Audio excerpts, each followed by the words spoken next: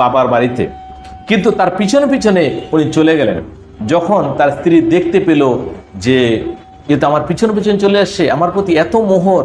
তখন ওকে সামনে দুটো কড়া কথা বলে, যে কথাটা ওর শরীরের মধ্যে আগুন লাগিয়ে দেয়। কথাটা বলল যে আমার এই রক্ত মাংস হাড় গড়া শরীরে যতটা তোমার মোহ আছে, যদি এর অর্ধেক মোহ ভগবানের নামে হতো বা ভগবানের প্রতি হতো, তাহলে তোমার বেড়া পার হয়ে যেত। এই কথা শুনে তুলসীদাসজির মনের মধ্যে একটা আগুন লেগে যায় যে এই কোন ধরনের কথা,